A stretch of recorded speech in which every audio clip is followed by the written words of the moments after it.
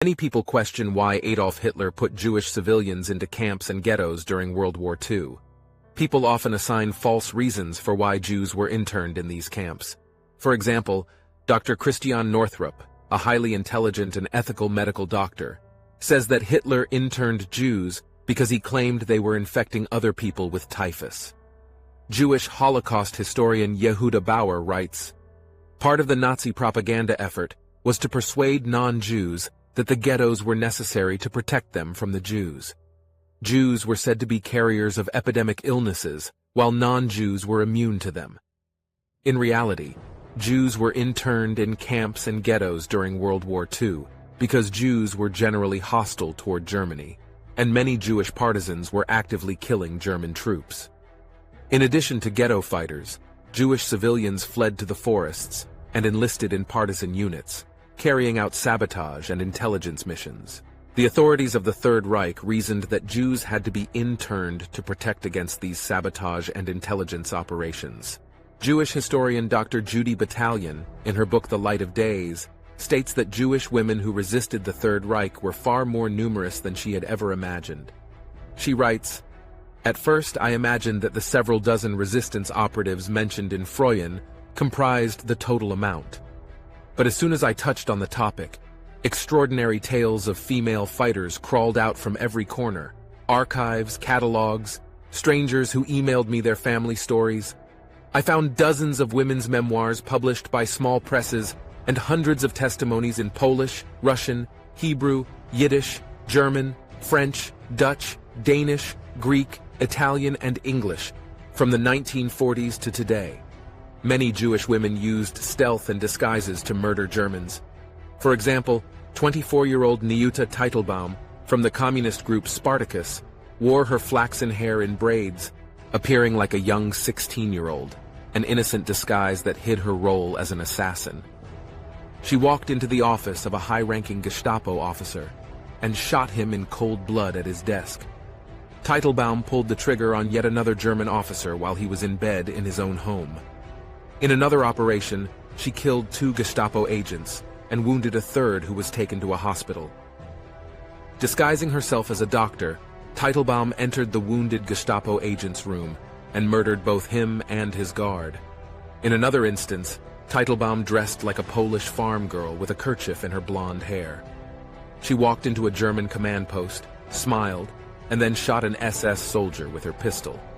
Another time, Teitelbaum strolled up to the guards outside Sucha and said she needed to speak to a certain officer about a personal matter. The guards showed her the way to her boyfriend's office, where she pulled out a concealed pistol with a silencer and shot him in the head. She smiled meekly at the guards on her way out. For these and other acts of lethal resistance, the Gestapo nicknamed Teitelbaum Little Wanda with the braids and put her on all of its most wanted lists. She survived the Warsaw Ghetto Uprising, but was eventually hunted down and executed a few months later. The lethal nature of the Jewish female assassins caused the Germans to take extreme measures against them. German SS commander Jürgen Stroop wrote, "They were not human, perhaps devils or goddesses, calm, as nimble as circus performers. They often fired simultaneously with pistols in both hands, fierce in combat right to the end. Approaching them was dangerous. One captured Halutzen model looked timid, completely resigned. And then suddenly, when a group of our men got within a few steps of her, she pulls a hand grenade out from under her skirt or her breeches and slaughters the SS while showering them with curses to the 10th generation. Your hair stands on end." We suffered losses in those situations, and so I gave orders not to take girls prisoner, not to let them get too close, but to finish them off with submachine guns from a distance. Because of their gender and ability to camouflage their Jewishness, women were uniquely suited to engage in important and life-threatening tasks, such as couriers. As fighter Chaika Grossman said, "The Jewish girls were the nerve centers of the movement." Historian Emanuel Ringelblum, a Warsaw ghetto chronicler, wrote about the Jewish courier girls at the time. "Without a murmur, without a second's hesitation, they accept and carry out the most dangerous missions. How many times have they looked death in the eyes? The story of the Jewish woman will be a glorious page in the history of Jewry during the present war. The courier girls' psychological skills were especially important in the most dangerous task of smuggling weapons and ammunition to ghettos and camps. For example, Jewish courier Bronka Klebansky was smuggling a revolver and 2 hand grenades inside a loaf of country bread in her suitcase. A German policeman at the train station asked her what she was carrying. She managed to avoid having to open her bag by confessing that she was smuggling food. Klebansky's honest confession evoked a protective response from the policeman, who instructed the train conductor to make sure no one bothered her or her suitcase. Jewish courier Hella Schupper, who was sent to Warsaw to buy guns, knew she would be spending 20 hours undercover on trains. She dressed stylishly so that she looked like she was on her way to an afternoon at the theater. Schupper flirted shamelessly on the train, flashing her provocative smile, giving the impression that she might be going on a vacation. Instead, she met a People's Army contact at the gate of a clinic. Schupper received 5 weapons, 4 pounds of explosives, and clips of cartridges. These weapons were later used against German forces. Jewish courier Chasia Bielika worked with 18 other Jewish girls in Bialystok to arm the local resistance. They leased rooms from Polish peasants and held day jobs in German homes, hotels, and restaurants.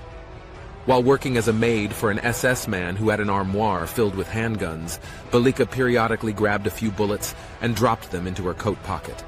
The courier girls passed machine gun bullets and other ammo to the ghetto through the window of a latrine that bordered the ghetto wall. This courier ring continued to supply intelligence and arms to numerous partisans after the Bialystok ghetto's liquidation. Partisan warfare has traditionally been considered illegal, since it undermines the convention of uniformed armies directing violence against each other, rather than against civilian populations. Soviet partisan warfare was extremely brutal and capable of severely disrupting German military planning. Because German forces were always limited and always in demand at the front, German military and civilian authorities were all the more fearful of the disruption partisans could bring. Consequently, German army officers were trained to take a severe line against partisan activity in the Soviet Union. The combat of Soviet partisans in forests and swamps was regarded by German troops as the most dangerous of all types of warfare, favoring the hunted rather than the hunter. The partisans almost always killed captured German soldiers, frequently after inflicting brutal torture. The German anti-partisan forces operated in an extremely unpleasant environment that made the German units resent the partisans whose activities had caused them to be there. In summer, huge swarms of flies and mosquitoes made life miserable. In winter, frostbite and trench foot were rampant. Letters from German soldiers reveal the danger of partisan warfare. A letter from German Corporal Hans Brüning illustrates how the wooded areas of the Soviet Union were especially effective locations for partisan warfare. The forests are teeming with danger. Any snipers who fall into our hands are of course shot. Their bodies lie everywhere. Sadly, though, many of our own comrades have been lost to their dirty methods. We're losing more men to the bandits than in the fighting itself. Hardly any sleep to be had. We're awake and alert almost every night. You have to be in case they attack suddenly. If the sentry drops his guard just once, it could be over for all of us. Traveling alone is out of the question. German Corporal Erich Stahl wrote, "These are dangerous swine, and no soldier is safe from them. The danger is there wherever you go and wherever you stay, and you only breathe out when you've come back from your post unhurt. If the moon's not out, you stay awake at your post like an ox." German Private Hans Schroeder described how Soviet partisan activity killed 2 Germans on June 19, 1942. 2 of our comrades in 1st Company tragically lost their lives. Though we kept watch, a partisan still was able to creep up to one of our houses. A grenade chucked in through the window and it was done. We took revenge straight away, and rightly. I used to think one should act humanely, but this subhumanity just isn't worth it. Germany established numerous ghettos in an effort to contain or eliminate Soviet partisan activities.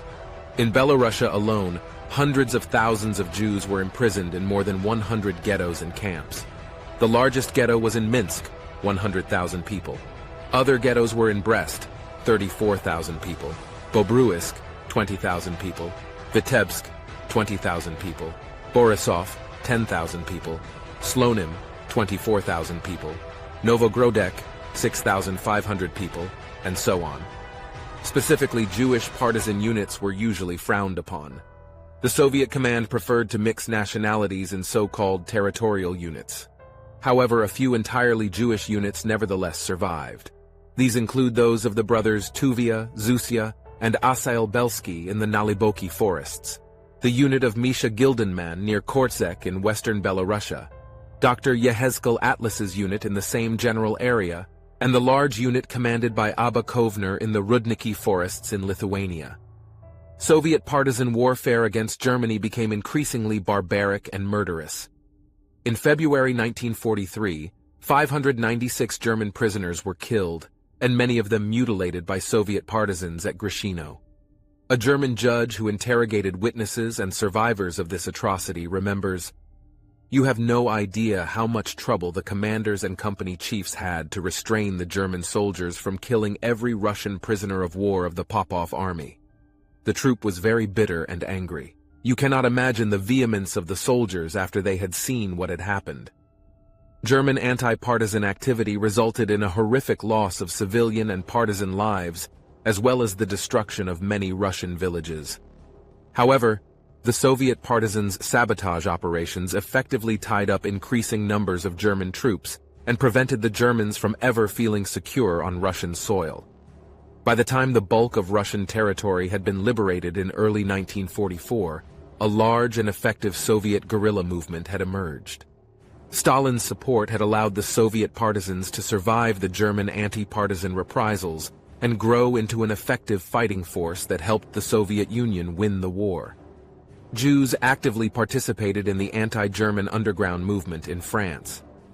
After Germany attacked Russia in June 1941, French Jewish communists discovered their anti-German patriotism. Numerous French Jews joined underground resistance organizations or Jewish groups that actively maintained links with such organizations. French resistance activity began to increase toward the end of the war. Since Allied leaders planned to invade Europe on the coast of France, French partisans received substantial weaponry and supplies to aid the Allied invasion. By June 6, 1944, French partisans had received enough arms through airdrops to fully equip 20,000 resistors, and partially equip another 50,000.